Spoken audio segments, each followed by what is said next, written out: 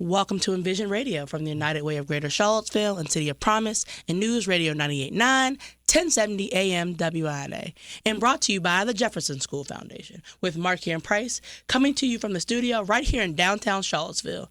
Today, I am thrilled to be joined by Yolunda Harrell, CEO of New Hill Development, an Alabama native, a lifelong woman of faith, and most excitingly for me, our next interview on the Envision Radio show.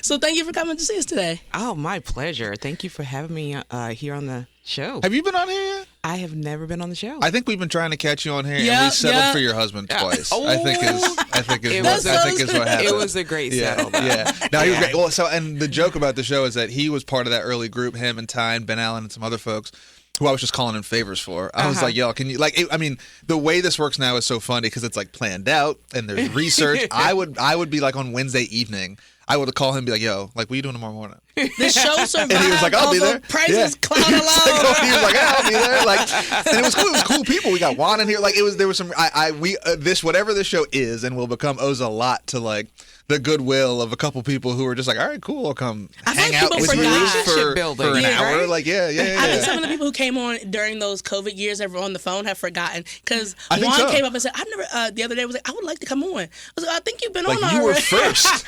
You were the first one. I was like, I think you've been on. He was like, oh, what? I mean, to be fair, that was 4.5 years ago. Now that the show done got some height on it, I didn't get back now that he's the mayor, he's got a whole other thing going on, right? Like, he was just a dedicated lifelong That's exactly servant. right. That's exactly right. Yeah, the landscape has changed. Now we got to go through his agent or something. Like, yeah. Well, how have you been? Man, I've been good. Yeah. I think that covers a lot of ground. I think a lot of people, for a lot of different reasons, are heavy sigh. Yeah, heavy sigh. Heavy sigh. Let's go backwards to go forward. So let's talk a little bit about growing up, and then we'll sort of trace a path chronologically to Charlottesville, and then we'll that's usually when things go off the rails. So we well, when people start talking about their upbringing, it's just boom. That is true. The doors start to open. But tell us a little bit about what was growing up like. Oh, yeah, absolutely. So as you mentioned, I am originally from Alabama, Roll Tide. That's right. Okay. And it's about to be the most wonderful time of year. Football season starts. Oh, my goodness. Yes. One of those. Yeah. Now, I am a UVA fan. Part of that was like part of the, Can you live here and not be a UVA fan? Yeah, absolutely. There's plenty of people that do. Yeah. But it was like part of my prenup. So yeah. Quentin must convert to Alabama. Yes. Oh, the arrow's gone both ways. Yeah, absolutely. Y'all need one of those shirts that had like they split down the middle with multiple teams. Yeah. And it has half the logo of one and half the logo of the other. We actually, on our headrest in our vehicle, we have like a U a V and an A. So the V Saber and the Alabama A. So Virginia, but you know what I mean? How does Alabama cut between Auburn and Alabama? Is it geographical? I mean, is it like UVA and Tech where like it's more you don't pick one, it's just really if you're Well, first of all, it's the SEC. Right. Which is a completely different world. So let me put it this way. People from Charlottesville will go to Tech.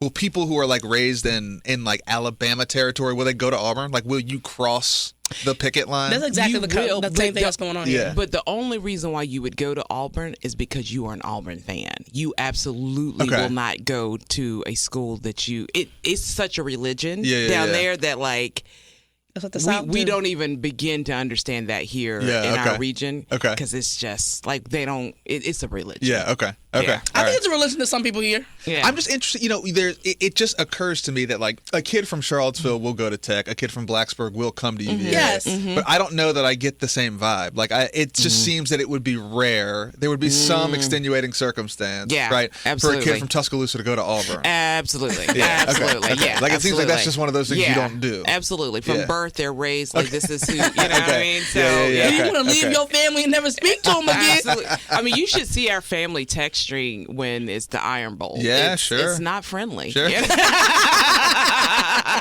And then we have to between that period and Christmas, we have to make. I was about to say it's late in the year too, so you got to see each other at Thanksgiving. Yeah, absolutely. And someone's always mad. Absolutely. Someone's always going to leave crying. That's for sure. So I started. That's where our family is predominantly from. Okay. Alabama, and when.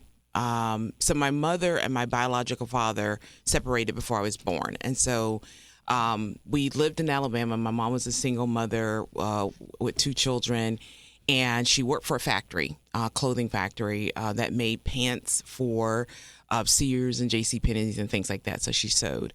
And the plant ended up losing a contract, and so she got laid off from work. And so my sister and I had to go live for a year in Oakland, California with my godparents. Wow. Yeah, so it was a very huge culture shock because I went from rural Alabama, which lived very much segregated, right, to Oakland, California, where I'd seen races of people that I'd never seen before. Right.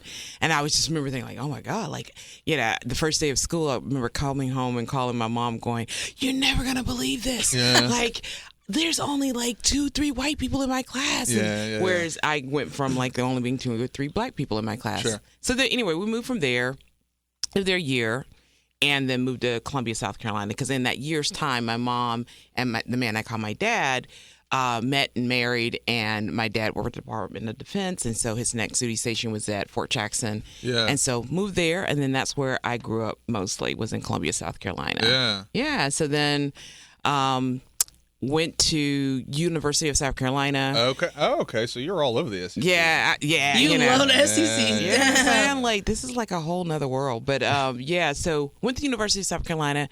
Thought I knew what I wanted to do. Wasn't quite ready yet. And so decided I would take a break from school and just focus on my career. Okay. And I'd been working full-time. I started working for Blue Cross Blue Shield when I was like 16 years old. And so my sister she had done the same thing. We had a neighbor that lived in our neighborhood that hired both of us when we were 16. And so started working there, worked there for 7 years. So worked from high school into college, and then ended up getting a job with Xerox Corporation as a result of the role that I had at Blue Cross Blue Shield. Yeah. And so then I moved to Charlotte, North Carolina, and started moving up the coast. I was about to say making your way north. Yeah. Uptown. So yeah, went to work for Xerox Corporation and thought I would like finish my college education, and then I learned about out-of-state fees and said, "Wow, yeah, well I'm not doing that." Exactly. Like, so I got to live here for 2 years before I become a resident. So I said, okay, so let me figure out what I'm going to do, and so. It was like when I started working for Xerox Business Services, they were an outsourced division of Xerox. And so essentially what we did is we went onto other people's sites and we ran their copy centers and all their and so it was really interesting because then you got a chance to work in a lot of different environments. And it was during that stint that I decided, I think I want to be an entrepreneur. I really enjoy just kind of like the variety of things and seeing different businesses operate. And so I looked at it, I said, I don't want to stop my education just because I'm not in school. Mm-hmm. So what is it that I need to learn in order to be an entrepreneur? Because I also don't want to do this with my own money. I want to figure out how to do this. Get some investment. Yeah, exactly. And I'm like, and I want to use my career to teach me. Right. So I kind of mapped out and said, okay, well, I need to learn how to manage people. I need to learn how to sell things. I need to understand how to build teams. So I just kind of mapped out what I thought were some of the key things. And then I decided I would make all of my career steps fill my learning gap. So I used my career as a way to like learn. And so then I became a manager with Xerox Corporation. I was like one of the youngest managers. Didn't think I'd get the job because I thought, they had a degree as one of the criteria. Yeah. But I said, you know what? I'm just going to outwork everybody. And I'm going to take on all. That in lieu of experience. In lieu of a degree. Experience in lieu of, that's what's saving folks. I love it. Yeah, absolutely. And so I would take all the weekend projects and all the things that nobody else wanted to do. And so when it came time to do an interview, I remember it was like a panel interview. And, they asked you a bunch of questions and you needed to give examples. And so I had all these examples to give. And so I ended up becoming the manager. And so I was a customer account manager. And then I got another role within Xerox where I became I worked for a vertical market that supported Office Max, Office Depot, and Staples stores. So my territory was all of North Carolina and part of South Carolina. So I had like 80, 90 stores that I had to support with like training and just being a liaison, helping them resolve customer issues, the customer service issues and things like that. So I did that. But then I realized, I said, you know what? I've got this management experience. Now I've got this like vertical market experience. But I don't know what it feels like to like manage a business and know what it feels like if it's profitable or if it's not profitable. Mm-hmm. Because I'm like, I'm going to get my paycheck no matter what, right? And so I decided then I would pursue a career with Kinko's because Kinko's was still in the printing industry, but their general manager's salary was based on the profitability of the store. Mm-hmm. So my salary would only be guaranteed for the first 6 months. And then after that, it was all going to be based on performance. Right. And so one of the things that I knew that, like, in order to be an entrepreneur, I need to understand what it's going to feel like emotionally. And so that I don't, like, jump into it and don't know how I'm going to react and how I'm going to handle this journey of you made money or you didn't make money. So let me go and, again, utilize my career opportunity to try. Because I'm like, at least be guaranteed 50% of my salary. Sure. Right. And so, moved to Savannah, Georgia. I actually called the folks at Kinko's for, like, I would call it, like, religiously for, like, I don't know, several months. I call every week. And I remember when the gentleman finally answered the phone, he said, you are persistent. Like, I want to, he's like, I want to interview you just because you did not give up. Right. And now I'm curious. Yeah, right, exactly. Right. And so I got a job in Savannah, Georgia, moved to Savannah, Georgia, beautiful area. What I didn't know is that in taking that particular position, that all of my new boss, all of his territory got reorganized such that he got all the poorest performing stores. Like redlining. Yes. But exactly. for business. Exactly. So we're going to give you all the failing stores. And if exactly. you fail. It's like that, not the glass ceiling. It's like the glass cliff. Oh. I didn't know about that one. What is that? Like, it's like they Is this put one of you- those things where you make up something confidently? No. She'll do that. She'll look me dead in my face and be like, and she'll be like, it's the precipice of the mountain. You haven't heard that? And I'm like, no. I didn't make that up. I don't think. And she's like, and she's like, I think Toni Morrison said it. And I'm like, I don't think Toni Morrison said that. I know, right? They give people, usually women of color, they give them a really high position when the company is in a terrible position. They're like, oh, you really want to be a CEO? You've been asking us to be a CEO for 10 years. Well, here is the CEO job. Right. But it's because the stock is in the garbage. And when they set you up to fail, essentially. But there are a few options for you to progress in your career to this level. So you have to take it. And so then when things start falling apart, as they were already falling apart, you're like the scapegoat. So it's the glass ceiling. You made it. Right. But they put you in a position to hop over this cliff. Yeah. So it's the glass cliff. Okay. Yeah, so that's what they gave him all the Verified stores by and was Google. like, well, if those stores are doing bad, it's on you. There you go. And so, it was really interesting. So, of course, then, like, you come into that situation and the pressure is on. And what I didn't know is this store hadn't turned a profit in 10 years. I'm like, okay, so this is going to be a challenge. So anyway, I'm doing my thing and trying to, right the ship and get to month 6 and I still don't have it figured out. And so when I get that first paycheck, that's 50% of what I was accustomed to. Whew, you talk about like an emotional roller coaster truly begins. And so, but it was really good. It was a great motivator to like, okay, so this is part of what it feels like, and this is not even completely what it feels like. But it's a good indicator. And so by month 9, I got it figured out and was able to get the store running profitably. And then, of course, at this point, it's like, okay, is it a fluke or let's see. Yeah, because it hadn't been profitable, and you said in 10 years, right? In 10 years, exactly. But when you got in there and start feeling that on you said, I got to get it to I don't care if we got to go and start hand selling. It was like, it out was the back of your car. It was amazing, just like the emotional journey and just like the days where you just leave the office and you're just, in tears because you're just like, I don't know all the levers that I need to pull. I'm not pulling them right. And so by month 9, we get it figured out. And then but what was interesting thing happened. So again, as I told you about this whole district and how we're all feeling, our boss decides to take us to a Tony Robbins event. Sure. called Success 2000. And we go to this event, and we're hearing all these great speakers. And I remember that year, Christopher Reeve was there, Aaron Brockovich was there. After Christopher Reeve spoke, the next speaker was Trump. What year was this? 2000. Come on, listen to those names. You're a me maybe. Do you know who Christopher Reeve is? I don't know those names. Oh, you don't know. Well, Christopher Reeve sounds familiar. He was Superman. And then he was paralyzed. Like, he's still paralyzed. But Yeah. I mean, it's hard. I don't want to tell my age on the phone. I saw I was going to let her say the name. I just told my age. I was about to say, I said, she's saying names too. I know the names, no, but I know it's important. Recognize Christopher Reeve and Tony Robbins. You were a certain age, for sure. Christopher Reeve sounded familiar. Yeah. I was like, okay, well, got to be somebody I know. When he looks like, gun to my head, I'm in trouble. For my age, that was super. Okay, that's right. That's exactly right. Yeah. So yeah, and I will never forget it. Trump's whole speech was about revenge. So to like fast forward and see what we see today, it's like. And what era is that? What era Trump is that? That's pre-Apprentice Trump. Yeah. That's like when he was like rich but not that famous yet. Yeah. Right? Like he hadn't kind of broken into the lexicon in the same way.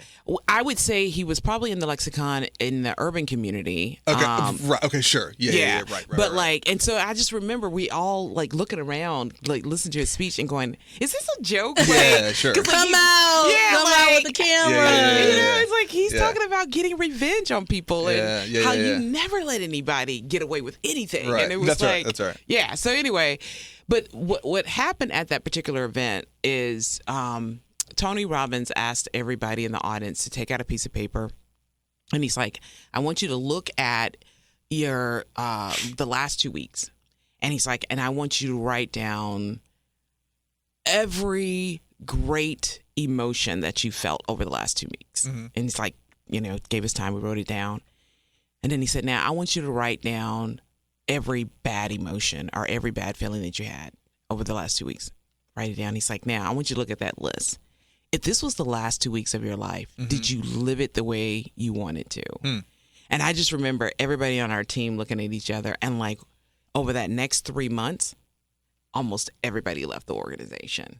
No kidding. Yeah, because Some it was people like give you a realization. You gotta follow God. Exactly. You want them to pieces of paper. You gotta like, get to a new business. My bad feelings way outweigh my good feelings, and it's like, so then this is probably not the right thing. And so, for me, I looked at it and said, okay, you know what, this is definitely not how I want to live, but I came here for a goal, a reason. So I just kind of reoriented myself and said, I'm gonna fulfill what I came here, and then on the day of my anniversary, I gave my notice. Yeah. At this point, it was the shortest that I ever had really at a job. And so anyway, left there and decided I would take a little time and I would work for this attorney, and then I went to work for AirTran Airways and was working there, enjoying the job, and then 9/11 happened. Yeah. And the amount of cultural touchstones is crazy. Yeah. And so I just remember, working during that period and us helping families get back, people get to where they needed to get to. It was just a really, really crazy time. Sure. And then, of course, I lost my job because, the airlines are like shut down. And so now it becomes the first time in life that I am unemployed. And I had no plan for that, didn't know what to do with that. And I'm like, okay, so, and then of course where I'm living in is very much a tourism area. And so all travel has really kind of stopped. And so the gentleman I was dating at the time, he worked for Marriott over in Hilton Head Island. And so he's like losing his job. His hours have been cut way back. Like, it's just, everybody's on the struggle bus. Yeah. And so I decided, well, you know what? What was the next thing I needed to do? I need to do sales. So I decided that I would seek to get a sales job. And so I got a sales job selling water treatment equipment, doing door-to-door sales, commission only. And so I started doing that. And I remember going through the training, and in the training, I was given this book to read that has been for me, it was like a life-changing book, and it was called The Greatest Salesman in the World. and I think it's by Og Mandino, but Greatest Salesman in the World. And it's a very small little book, and it takes place during like biblical times. And I read that book, and it's just like, okay, and it's like designed to help you in the marketplace. And so I learned so much doing door-to-door sales. And the biggest thing I learned was how to get over the word no. Yeah.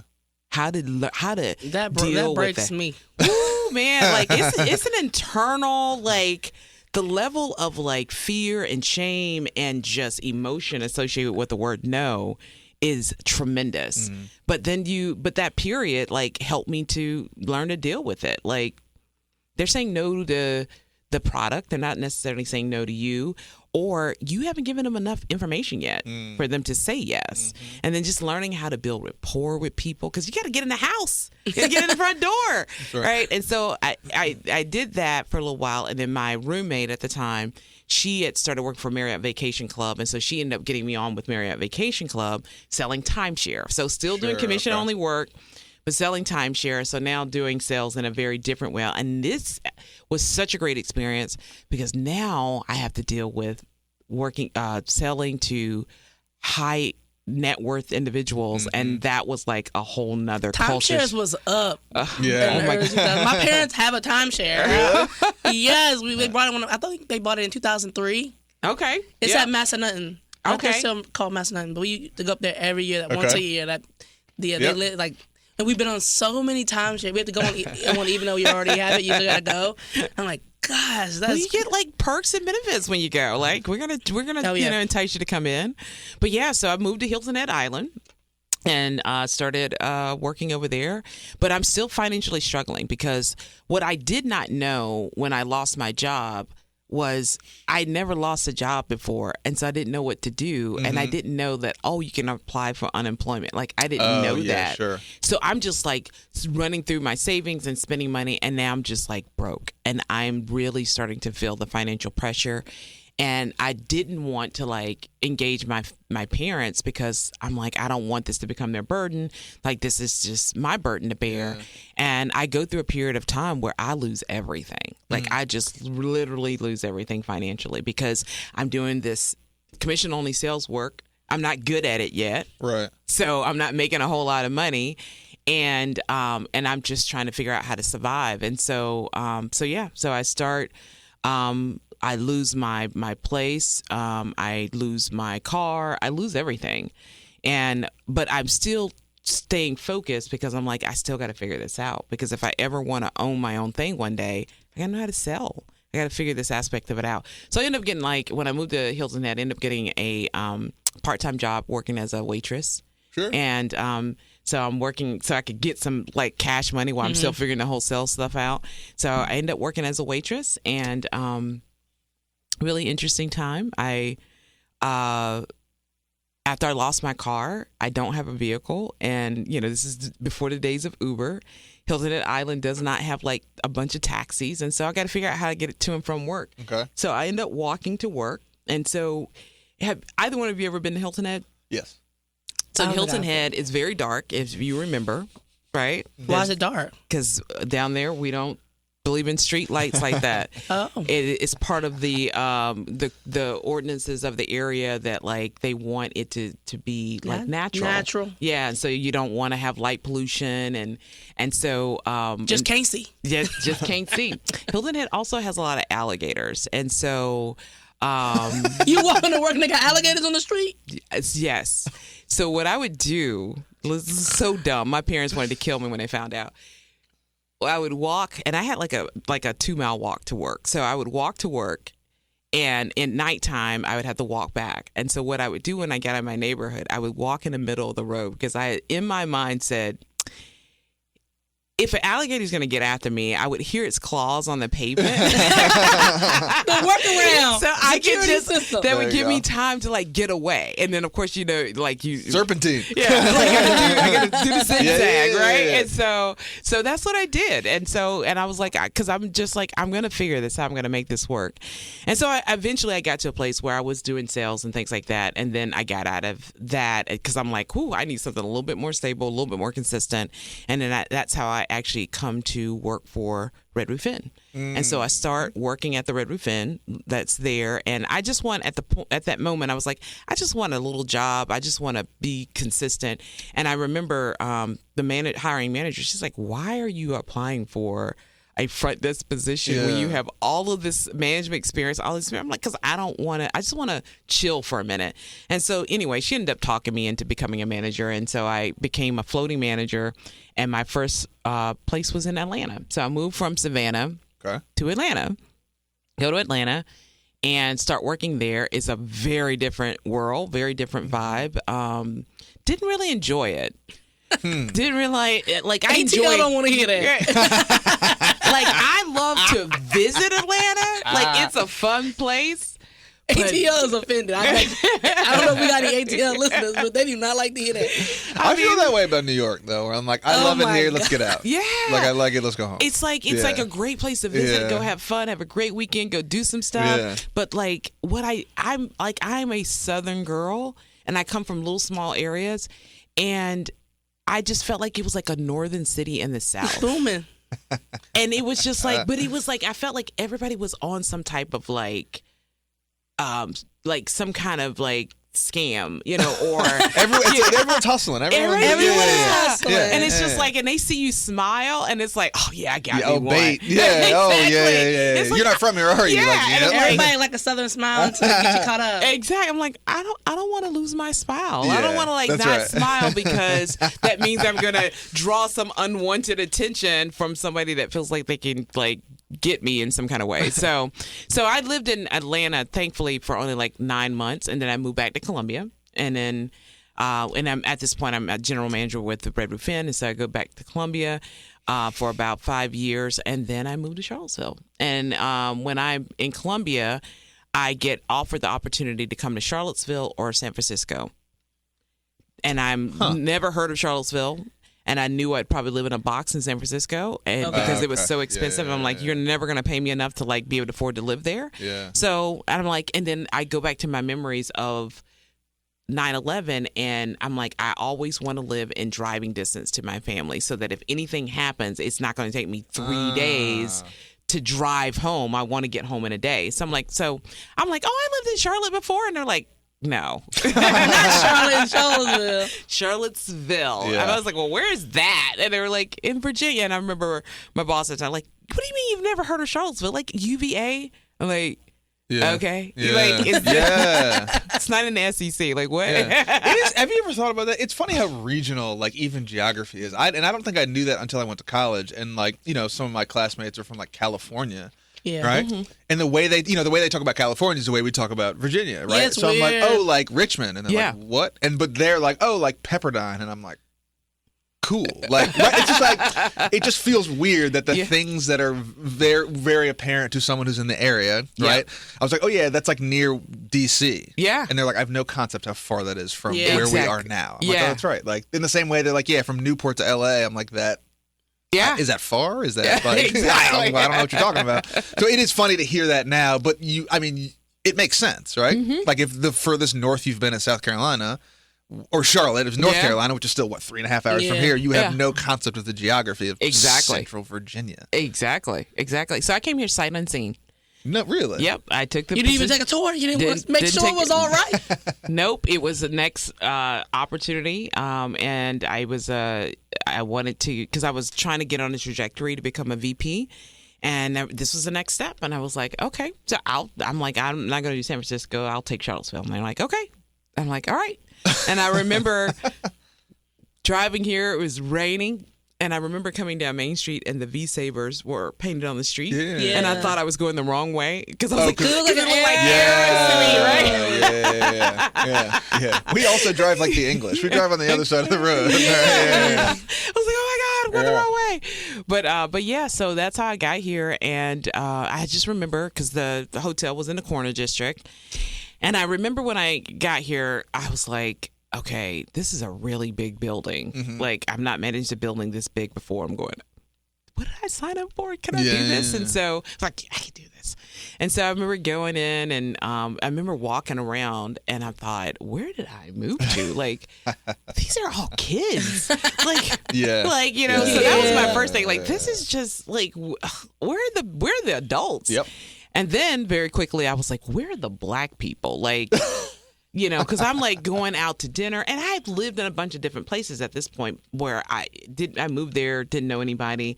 So I was just accustomed, like, oh, you go to like places like Applebee's or Chili's, and I can go belly up to the bar. That's and, right. and there's going to be people sitting around watching a game, and I'll meet folks. And I was like, I go to these places and I'm going, and there's still no black people. Where do we hang out? Yeah. Yeah. So I would say I've been here. So this is in 2008.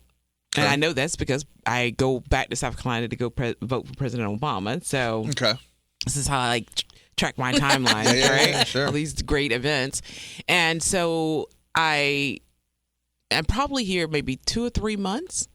And Ty Cooper comes into the hotel to drop off some flyers because he and Quentin have opened up their eco-friendly dry cleaner.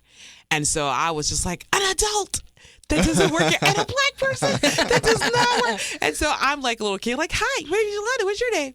And so he gives me the flyer, and I'm like, oh my gosh. So I'm like, I'm going to take some uniforms and I'm going to support this black business, because I had felt like at this point, like I hadn't seen any black businesses. Yeah. And I will say, like, it wasn't really until I moved here that I ever really thought about black businesses in that way, because everywhere else I had lived, there was just an abundance of them. Right. You didn't even notice that it could be a possibility of a lack of thereof. Exactly. Until you got to it. It's like a food desert. It's like there's a black business desert. Yeah, absolutely. 2008, black business desert. Exactly. Yolanda said, what a black business? I was like, because I mean, typically you drive into any shopping center, and it's like, oh yeah, there's this store, there's that. Blah, blah, blah.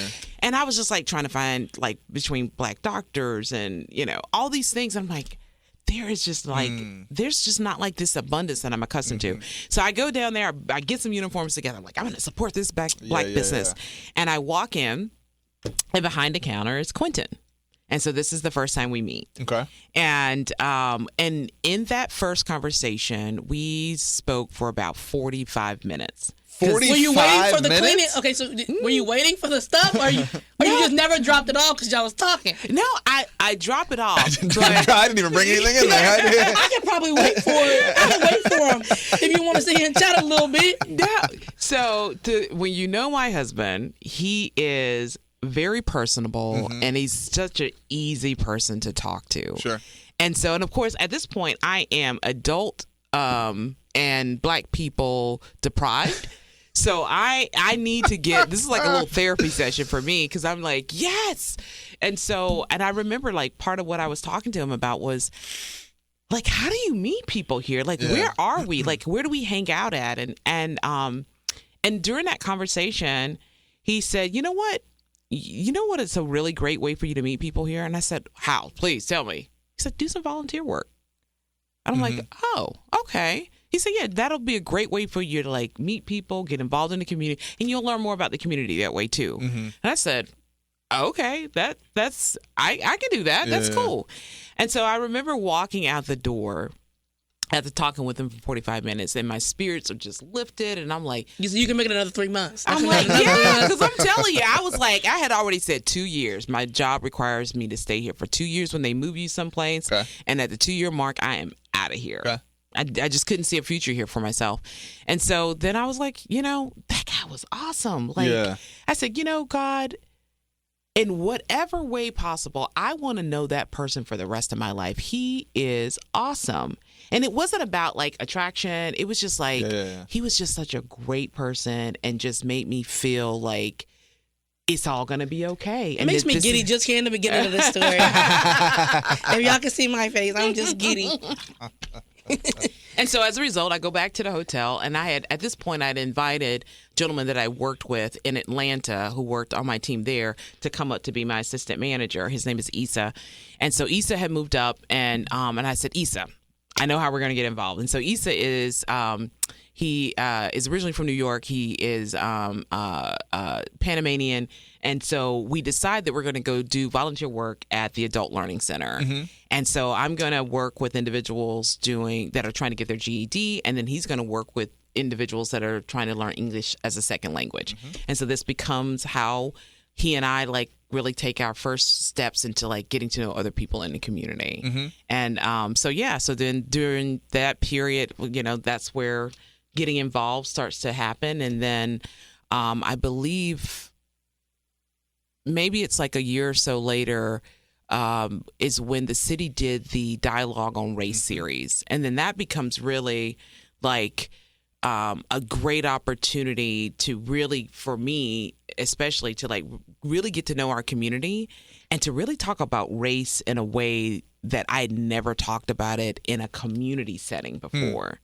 And so it was really interesting. And so myself and Quentin, we both were facilitators, but in different groups during this process. And then we finally kind of campaigned, can we participate in other people's groups? Because as facilitators, we're not able to really talk. We're just there listening and helping facilitate discussion. So anyway, I go and participate in his group. And in that group, I meet Andrea Copeland. And so I didn't really know her up until that time. And I meet Ridge Schuyler in that group. And so this is before Network to Work, before any of this stuff. This is making of the bands. Oh, interesting. I mean, that's where City of Promise came from. Yeah, absolutely. And so, so it was, out of this, members of us started working on a variety of things, and Quentin and I were on the City of Promise team. And so we became the street team to help engage the community and to build some momentum around the City of Promise concept. And so one day during this process, at this point, Sarad is in town. I think he's become the executive director, and we're sitting at the house, the cottage next to Ebenezer Church, and we had just had a meeting talking about it, and it was myself, Quentin, and Quentin and I we're just friends at this point. We're not dating or anything. Myself, Quentin, Sarad, our friend Eddie, and Wes Bellamy are sitting around talking, and we're talking about what it was like to move to Charlottesville as a single Black person. And so we're sharing all of our stories, and then we're we can't be the only ones that feel this way, that feel that isolation and to feel like where do I find my tribe and all those sorts of things. And so we decide then and there that we're going to start a group, and we start the Young Black Professional Network, which then evolves into BPN. And so, and so we do that to help others connect, because we're how do we help the local Black community and the new people that are moving to Charlottesville connect to each other? And then how do we retain the talent in our community so that as Black people are growing up, they don't feel like there's no place for them here because they're not, we're not connected. So that was kind of the goal for that. So that's part of kind of how we got started. That's a great little seed story that blossomed into so many different things. I didn't know that about City of Promise. That's how it started. Yeah, that's the superhero origin story. Now you in the seat. Yeah, now I gotta bear the responsibility for all that great work. People looking to me what are you doing, man? So yeah, I think that's it is an interesting story when you read about it too. I mean, it is funny how that process evolved. Talk a little about that. I mean, what was that process like over the? So let me ask you this: as someone who was sort of in the beginning of it, and that process was, from what I can tell, and at that point, I mean, I'm 18 at that point, so I have no part in it. I've read about it. Yeah, thank you for reminding me of the age 9? difference. I'm young. Yes, I'm the grandmother here. And but so from what I've read, that process was powerful, also, I don't know if fraught is the right word, but it was contentious in some ways. Absolutely. And it seemed like there was an idea of what the dialogue was, but not an idea of what the what was supposed to happen, right? Do you measure that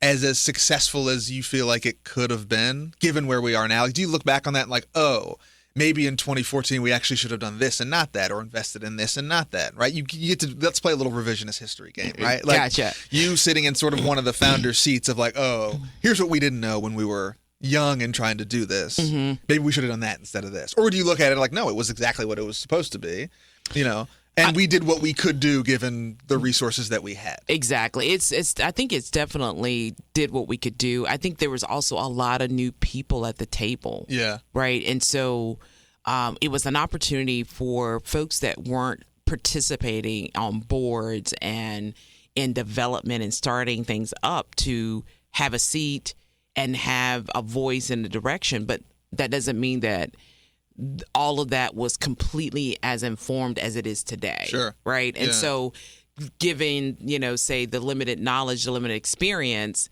and the limited, financial resources, it's like, okay, for where we were, what we knew, Yeah. and where the community was. Right. And so that dialogue on race series, man, that was it was. What year was it? Oh my gosh, I don't even remember. It was like 9, 10, and went kind of, didn't it go into like 12, 13? City of Promise came in like 11, 12. So yeah, so then it would have been like 9, 10, and I forget how many weeks it went over. Yeah. But it was a really interesting process. I mean, I just remember like doing the privilege walk, doing that piece of it, or having conversations and hearing. It was like the first time having conversations with non-Black people about how does their family talk about race. And, because you would have these different assignments each week. You have a different thing you were going to talk about. And I remember my group, I was the only Black person in my group. And so I remember my group saying, Yolunda, would you please talk? Because, we're just really kind of listening to ourselves here. But what I found that was so interesting is that this group of white individuals talked about the fact that in their households, race just doesn't come up like that. Sure.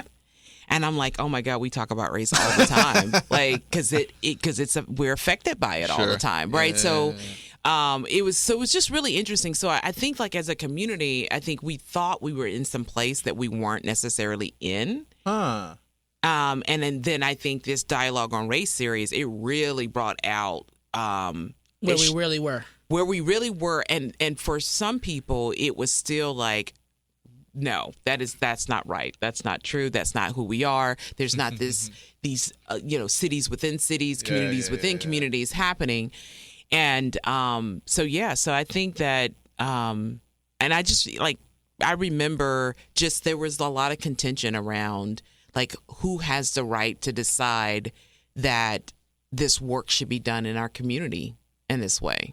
Have we answered that question? I don't think we have. Right. I mean, I think you said something that kind of made me chuckle, but you said that there was, it brought out a level of contention and a level of kind of dissonance. Mm-hmm. And I wonder, Charlottesville seems like a funny town in that way, that we invite the dissonance as sort of a virtue signal, but do we actually act on it, right? It seems like we're willing to be like, oh, cool, I can be uncomfortable in this event or in this series, and then that's my gold medal. I went to the thing, right, and I kind of got, I got rattled a little bit. Right. But, that's enough. Yeah. Right? And I'm interested in sort of your point of view in that conversation now as you've evolved and grown into, a community leader and a businesswoman, and you're in different places and in different, in different spaces. Are you as cynical as I might be in that sense of this kind of appearance of progressivity has actually hindered some of the actual progress? Because that seems to a degree where the buck might stop. Oh, we had this event, we did this thing. People showed out and, had a little bit of an uncomfortable discourse. Mm-hmm. But then what, right? Mm-hmm. If then now 15 years on, we're still I'm not saying we haven't made progress. Right. But we're still kind of having some of those conversations about have we solved some of the problems we set out to, when Marky was 10 years old? 12 years old. Price mad that people were microdosing discomfort. He was like, feel it for real. Wait, I love that. That's excellent. I'm going to steal that. Yeah. Microdosing discomfort is great. That's funny. I really like that. That's really good. They are. That's really good. Wait, but that's really good. And that's kind of a very visual metaphor of that's going to take me down a whole different road of just just let her answer your question. I know, but the problem comment. is that now you did that, and now I'm thinking about the way that people sort of get that spike of energy off that like sort of marginal just amount of thing that, like, that's crazy. Yes, I love that. Okay, sorry. It's not about me. This is a great conversation. I think that to your point, there has been progress. I think that at least from my perspective, it galvanized a lot of members of the Black community, for sure. Yeah, sure. To say, you know what? There's a lot of things that we can do here. We need to make some significant change, because I think also there was a bit of there sometimes can be this sense that people really understand and they get it because you think that they do, and then when you start talking to them about having real conversations, and you go, oh man, you don't get it at all. Right. Like you really don't. You really think that, like, yeah, sure. And so then now you're like, Yeah. okay, we got to do more, and we got to do this differently, and we need to help drive like the change that we want to see in our community. And so there was a number of things that were born out of that process, which obviously City of Promise being one, but also what is now MBA, the Minority Business Alliance, was born out of that process. Of course, Network to Work came out of that process as well. Y'all was really about that action. And that's what it was. It was like, we've got to move beyond just talking. Yeah. Like, how do we start actually doing some stuff? And so it was a great opportunity to meet a number of people that were willing to say, I'm gonna take a step towards moving us in a direction. And although there was many visions, it doesn't mean that like it was like all that it could be at the time. But it's like, can we at least get to here, and then how do we then elevate? And so I think that there was a lot of great things that was started. But I think that there was still a lot of people that walked away thinking like, okay, that's enough. That's good. That means we made progress. Yeah. And then 2017 comes along and it slaps the community in the face again that like, we are not where we think we are. Right. And so, and now I think that folks have got to they've got to deal with that. And I think for some people, that I would say some members of the non-Black community, it became an opportunity for them to be challenged by the fact that they thought the community and they thought the world was different.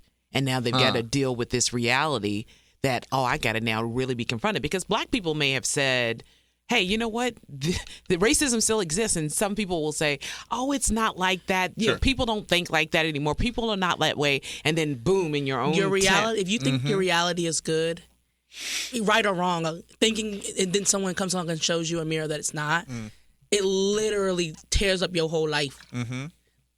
Like, I've been in that situation, not about life specifically, because I know that it's not good.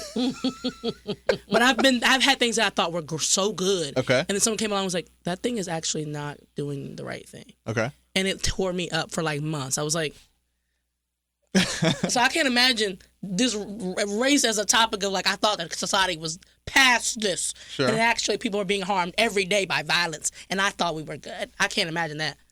That's not my real life. So I already knew it wasn't. So I didn't have to deal with it. But those people, I feel bad that they had to go through that. I mean, obviously it was a horrible, horrible situation, horrible time in our community, but it also, it opened some eyes that needed to be opened to a reality that was true, that they could no longer hide from. Yeah, sure. And no longer say, that's just you thinking that, or you're seeing it that way, but that doesn't really exist. And I think that kind of puts some of that to bed. Not to say put it all the way to bed. Sure. But at least, now there's like an opportunity to have yet another more discussions. Sure. How does New Hill come into the picture? Hold on real quick before you get to New Hill. I have to sponsor. We got like people now, right? Yeah, I know. That's I know, right. Yolanda, we're big time. But if you are just jumping in, this is Envision Radio from the United Way of Greater Charlottesville and City of Promise, News Radio 98.9, 1070 AM WINA. Price and Markey here with Yolanda Harrell. And again, big thank you to our sponsors and friends, Jefferson School Foundation, the proud owner of the Jefferson School City Center, where education, innovation, and community engagement come together. JeffersonSchoolFoundation.org. Go. And we back. So how does New Hill fit into this whole landscape of what's going on racially in our society, and talk a little bit about how that came to be, even with all these things happening at the same time? Yeah, so in 2017, before everything happened that summer, Wes Bellamy, Kathy Galvin were city council folks that pulled together a group of Black business owners and business leaders to talk about development in Charlottesville and talk about specifically City Yard, land that the city owned that's in the heart of the Star Hill community that they felt like could be have a higher, better use. And so these meetings started happening. I wasn't initially invited. I was they invited Quentin, but the emails were like flowing through our Taste of Home email, and so I was. Oh, that's right. We skipped the whole food truck era. Oh yeah, yeah. That's crazy. Sorry. So so I am no longer at the hotel, and I'm looking to see like, okay, what's my next step? And I see these emails coming through to Quentin, and I say to Quentin, I say, hey, this looks really interesting. I would love to like participate in these conversations. Mm-hmm. And I said, can you ask them if I can come? And he was like, you can come. And I'm like, that's how Black people do. Yeah. Of course, yeah. They invited me, so they should have known you was coming. That's right. No, yeah. Exactly. Anything that can't take one or two more people was never going to be a success anyway.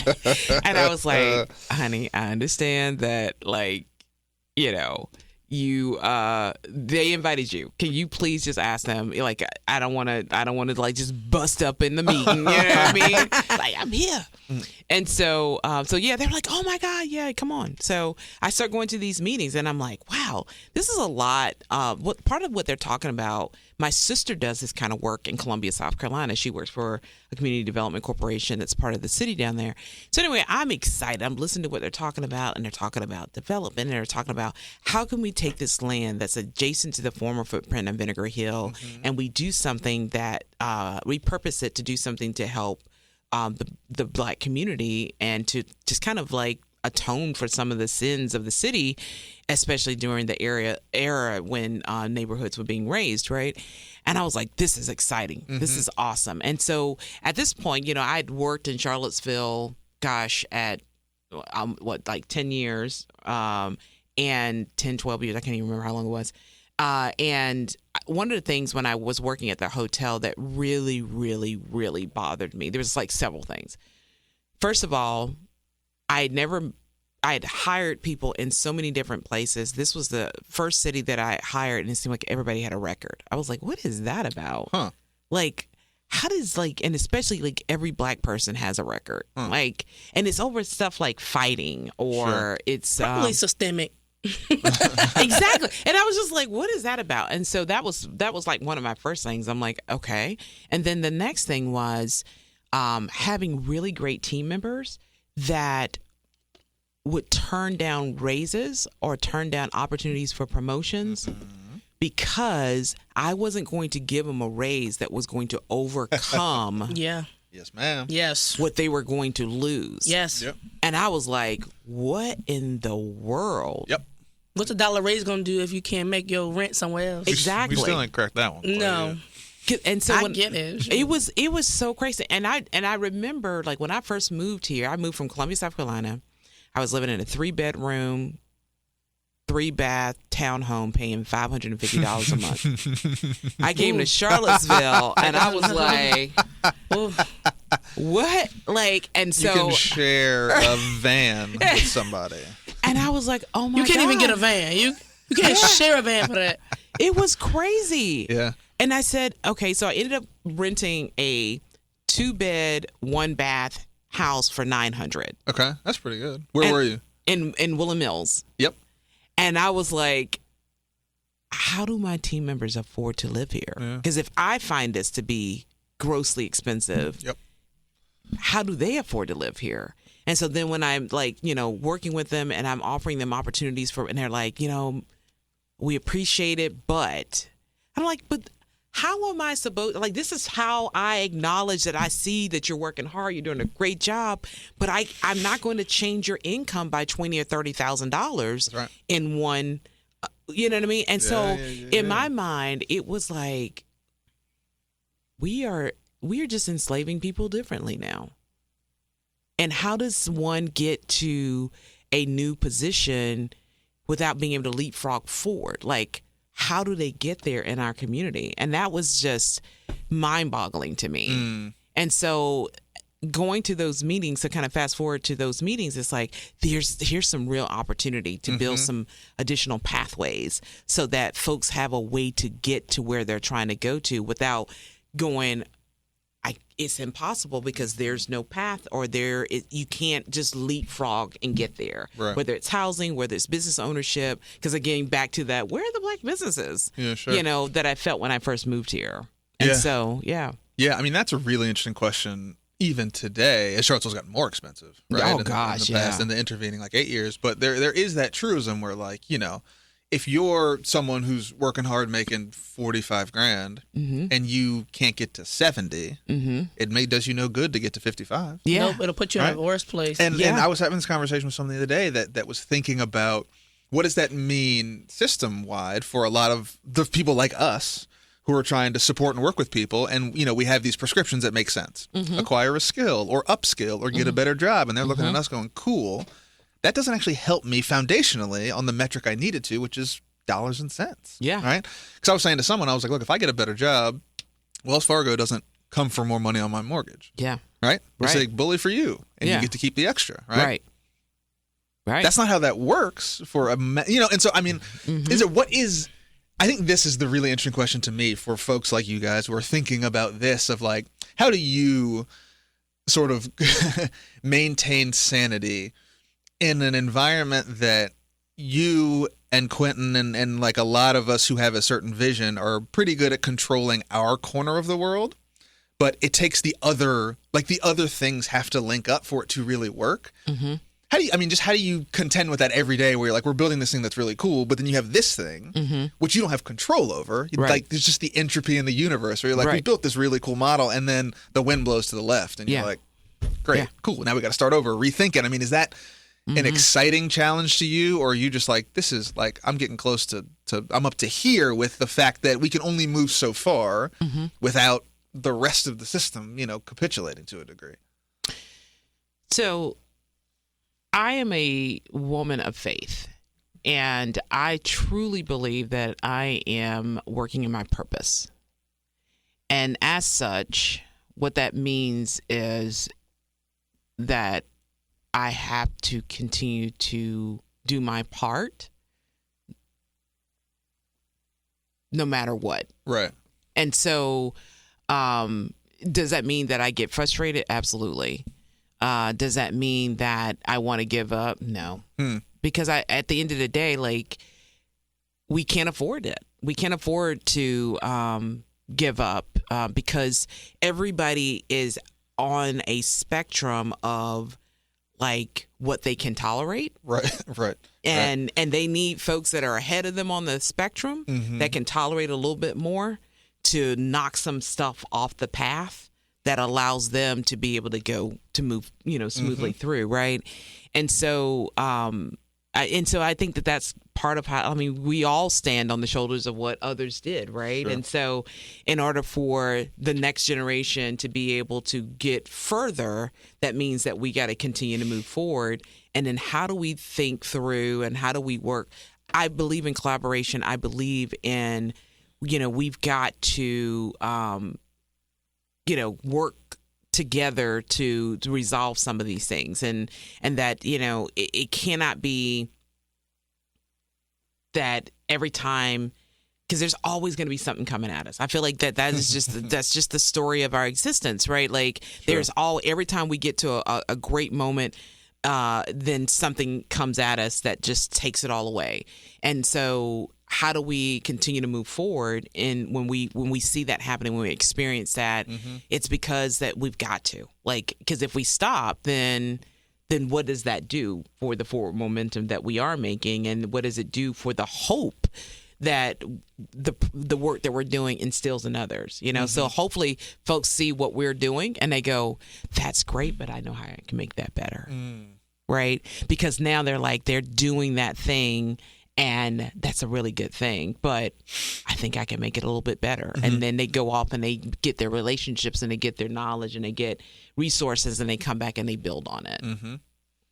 This seems like it was always the direction your life was going to go in. What did little Yolanda want to be when they grew up? Is this what you envisioned for yourself? You know, I don't. Musician? No, I don't know when Artist? when I was a kid, I was probably, had some of the traditional things that I looked to. I mean, my family, when I was a child, I mean, we lived before my mom got married, I lived in public housing. And my grandfather and my grandmother lived in public housing. Mm-hmm. And my aunt and uncles, they lived in public housing, or then they started to move into trailers because we lived in rural Alabama.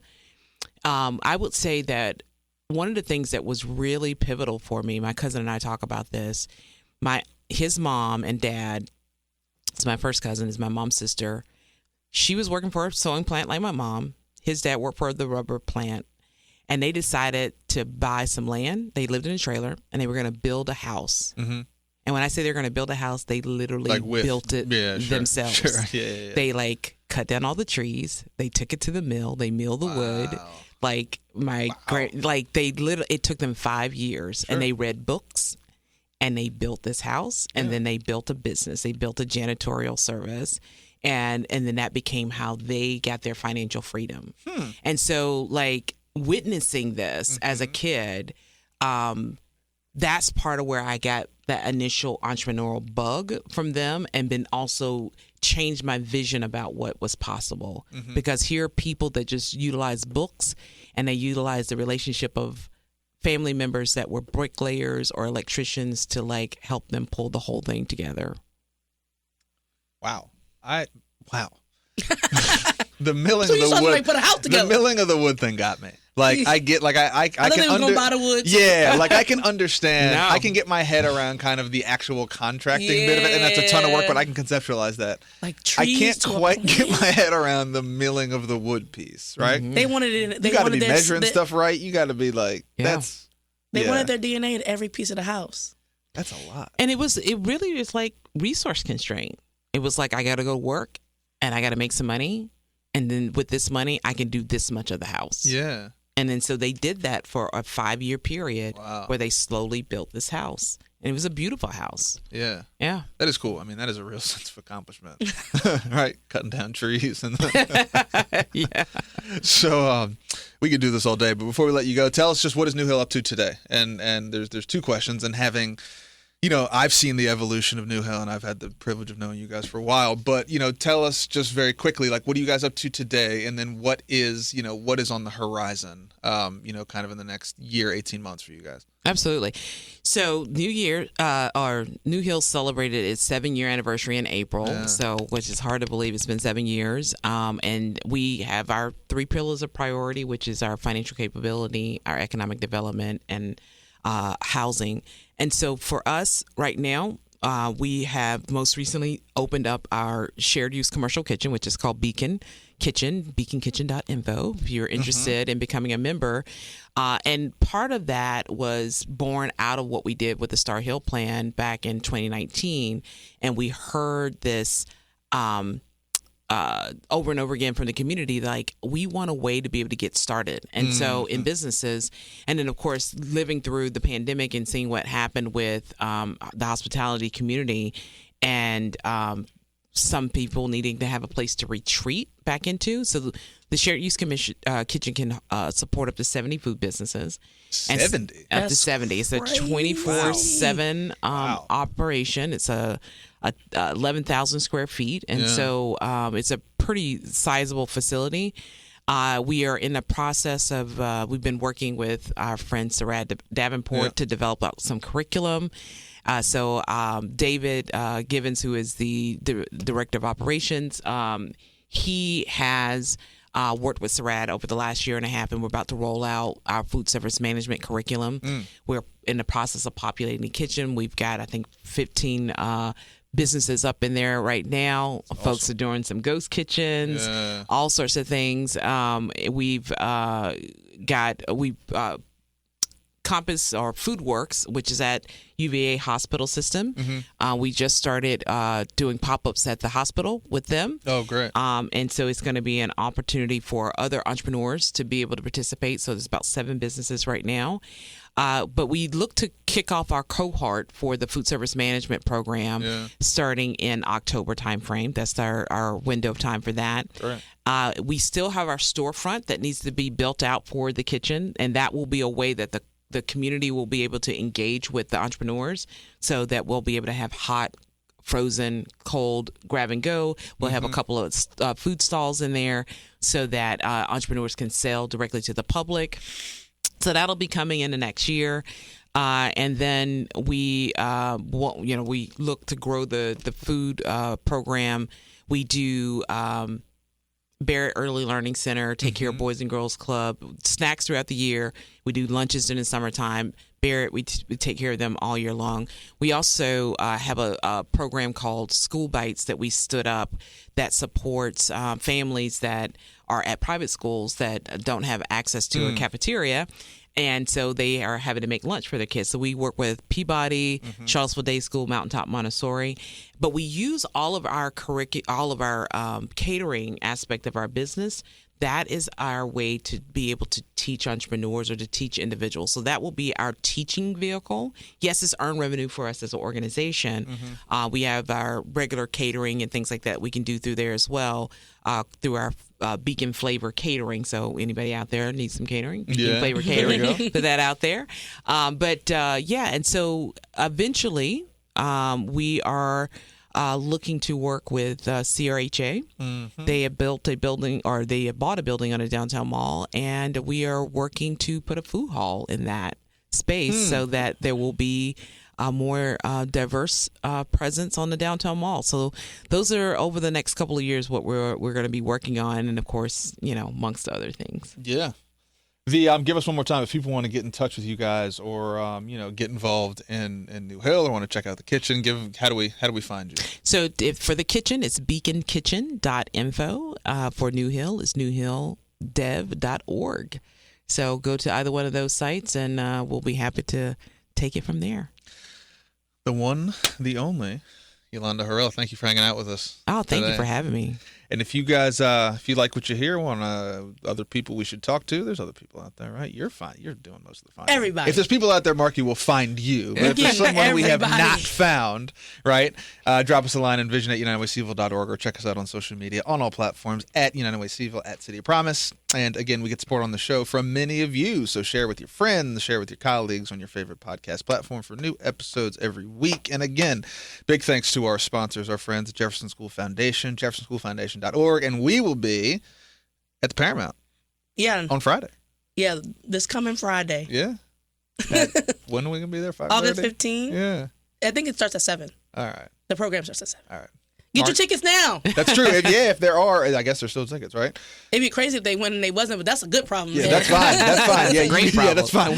We'll take the hit on that. But buy your tickets. Charlottesville, again, Best in Black 2025, August 15th, 7 p.m. at the Paramount. We'll see you there. See you there. All right. Well, for Marky, for Price, for Miss Yolunda Harrell, we'll see you next week. Peace.